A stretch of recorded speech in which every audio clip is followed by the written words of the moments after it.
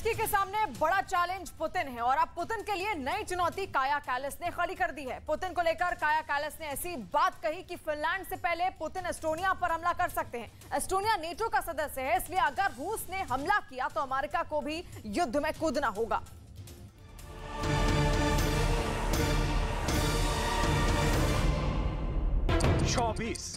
चौबीस घंटे के अंदर पुतिन ने 3 बड़े कदम उठाए। 24 घंटे के अंदर पुतिन ने क्या क्या किया जिससे यूक्रेन से लेकर नाटो और फिनलैंड से लेकर अमेरिका तक बड़ा डर बैठ गया है। 24 घंटे के अंदर पुतिन ने बड़ा कोहराम मचाया है। इसकी धमकी लंदन से वॉशिंगटन डीसी तक सुनाई दे रही है। 24 घंटे के अंदर पुतिन ने बखमूत के 80% इलाकों पर कब्जा करने का दावा किया है। 24 घंटे के अंदर पुतिन ने बाइडेन के यूरोप दौरे पर बहुत आक्रामक कदम उठाते हुए अपनी नई परमाणु मिसाइल का टेस्ट किया है। 24 घंटे के अंदर पुतिन ने फिनलैंड के आसपास हथियारों का नेटवर्क तैनात करके बता दिया कि वो नाटो के हाथों में भी सुरक्षित नहीं है। रूस कभी भी हमला कर सकता है। यही वजह है कि पुतिन के हमलों की जो तस्वीरें यूक्रेन से आ रही हैं, डर है कि वैसे ही वीडियो फिनलैंड से भी आ सकते हैं। और इसका सबसे बड़ा खौफ यूरोप में पुतिन की सबसे बड़ी दुश्मन काया कैलास को सता रहा है। काया कैलास एस्टोनिया की प्रधानमंत्री हैं और पुतिन के खिलाफ युद्ध करने और रूस को मुंहतोड़ जवाब देने की पैरवी भी करती आई हैं। ऐसे में सवाल है कि क्या फिनलैंड के पहले पुतिन एस्टोनिया पर हमला कर सकते हैं? एस्टोनिया की काया कैलास यूरोप की आयरन लेडी कही जाती है। वो पुतिन से नफरत करती हैं और जेलेंस्की के बाद पुतिन की नंबर 1 दुश्मन मानी जाती हैं। एस्टोनिया एक बाल्टिक देश है और पुतिन की आंखों की किरकिरी भी रहा है। यूक्रेन में युद्ध को लेकर पुतिन ने जिससे दुश्मनी ली है वो डूबा है, चाहे वो ब्रिटेन ही क्यों ना हो। वहां के दो प्रधानमंत्रियों को इस्तीफा देना पड़ा है। धमाके यूक्रेन में हो रहे हैं और लीडरशिप यूरोप के खत्म हो रही है। ऐसा फिनलैंड में भी हुआ जब वहां की प्रधानमंत्री सना मैरिन चुनाव हार गईं। लेकिन उनकी दोस्त और एस्टोनिया के प्रधानमंत्री काया कैलास मजबूत बनकर उभरी हैं। एस्टोनिया की संसद में काया कैलास को फिर से जीत मिली है। यूक्रेन युद्ध को लेकर सख्त रवैया काया कैलास के लिए वरदान साबित हुआ है। We have supported Ukraine a lot, and we are supporting Ukraine every possible way we can. That means politically, economically, but also militarily as much as we can. But we have done a lot, and right now we also have to focus on our own stocks and doing refilling the stocks for preparing ourselves for our defense. But we try to do what we can for Ukraine as well, because our defense right now starts in Ukraine. Zelensky इस वक्त जैसे भी लड़ रहे हैं उसमें बहुत बड़ी मदद काया कैलास की तरफ से की गई है। जेलेंस्की की मदद करने के लिए काया कैलास ने अपने देश में लोगों पर टैक्स भी बढ़ा दिया। पुतिन से दुश्मनी ऐसी कि उन्हें रोकने के लिए काया कैलास ने अपने हथियार डिपो से जेलेंस्की के लिए लगातार गोला बारूद भेजा है। एस्टोनिया ने यूक्रेन को हजारों राइफल और लाखों गोलियां भी भेजी हैं। एस्टोनिया ने यूक्रेन को ग्रेनेड लॉन्चर और हजारों ग्रेनेड भी सप्लाई किए हैं। ये यूक्रेन की इन्फेंट्री का बड़ा हिस्सा बनी हुई है।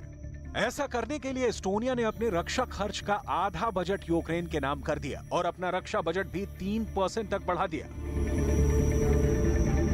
How much a small country like Estonia has given, that means that I believe that the bigger allies still have something in their warehouses that they can give, and these allies that have much better allies or neighbors than we do.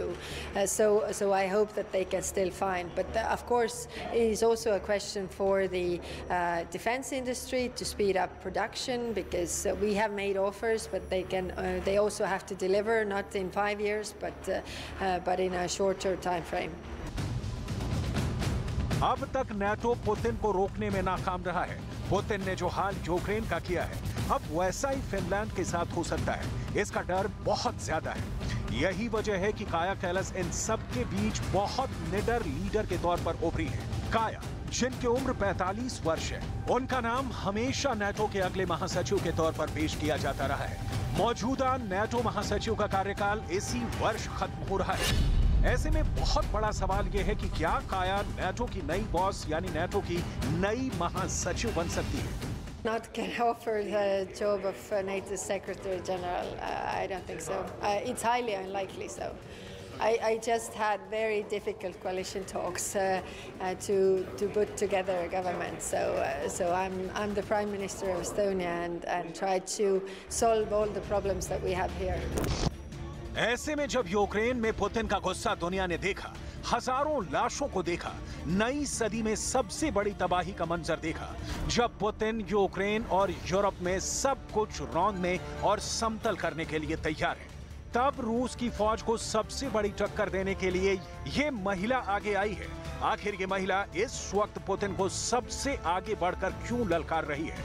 ऐसी टक्कर जो ना Joe Biden दे पाए और fail हो गए, ऐसी टक्कर जो ना नाटो दे पाए और नाकाम हो गया, ऐसा मुकाबला जिसकी बराबरी करने के चक्कर में ज़ेलेंस्की का पूरा देश तबाह हो गया।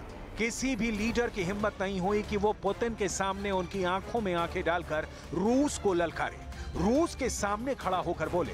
यही वजह है कि ये महिला इस वक्त सुर्खियां बटोर रही है। काया कैलास यूरोप के एक बहुत छोटे से देश एस्टोनिया के प्रधानमंत्री हैं, लेकिन इस वक्त यूरोप की आयरन लेडी के नाम से मशहूर हो चुकी है। अगर राजधानी कीव अब तक बची हुई है तो उसकी वजह काया कैलास है। काया कैलास ही यूरोप और नाटो की वो पावर है जिनको काउंटर करना पुतिन के लिए बहुत मुश्किल हो रहा है।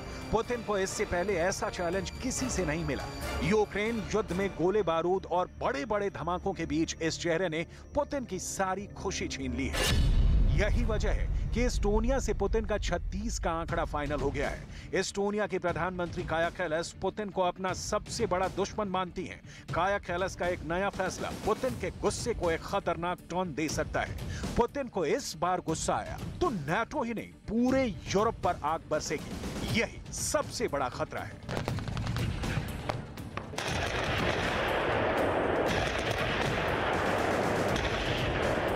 That Vladimir Putin has to be isolated politically on all the levels, because what we see in Ukraine, why there are more civilian casualties than there are military casualties, is because they are targeting the civilians. इस युद्ध में tank और fighter jet वाली मदद को counter तो Putin कर लेंगे, लेकिन आयरन लेडी को रोकने के लिए पुतिन क्या करेंगे?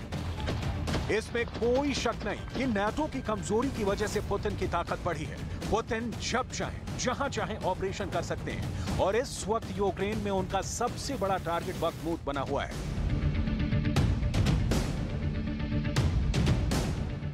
यूक्रेन ने एक वीडियो जारी किया है। इसमें आप बख्मूत में ज़ेलेंस्की के सैनिकों को टहलते हुए देख सकते हैं। ज़ेलेंस्की ने यह वीडियो खास ऑर्डर देकर बनवाया है क्योंकि पुतिन की तरफ से बड़े बड़े दावे किए जा रहे हैं। वैगनर के जरिए जो फीडबैक मिला है उसे लेकर पुतिन ने दावा किया है कि 80% बख्मूत पर रूस का कब्जा हो चुका है। इसी दावे को खारिज करने के लिए ज़ेलेंस्की ने यह वीडियो जारी किया जो बख्मूत के पश्चिमी हिस्से का बताया जा रहा है। यूक्रेन का दावा है कि यहां उसका कब्जा बरकरार है और रूस की तरफ से झूठ फैलाया जा रहा है कि बख्मूत यूक्रेन के हाथों से निकल चुका है। अब आपको दिखाते हैं कि बख्मूत में लड़ाई कैसी चल रही है। तो उसका वीडियो भी ज़ेलेंस्की की तरफ से पोस्ट किया गया है। बख्मूत में खंडहर बन चुके इमारतों के बीच आप लड़ाई देख सकते हैं। ये वो जगह है जहां हजारों सैनिकों की मौत हुई है। बख्मूत यूक्रेन के सबसे खतरनाक फ्रंट के रूप में उभरा है और इसको जीतना पुतिन ने अपनी इज्जत का सवाल बना लिया है। तबाही बहुत ज्यादा हुई है और अब भी यहाँ जंग जारी है। ज़ेलेंस्की फाइट बैक कर रहे हैं और पुतिन की फौज अब भी पूरे बख्मूत पर कंट्रोल का दावा नहीं कर पाई है। ऐसा नहीं है कि रूस ज़ेलेंस्की की कोशिशों से वाकिफ नहीं है।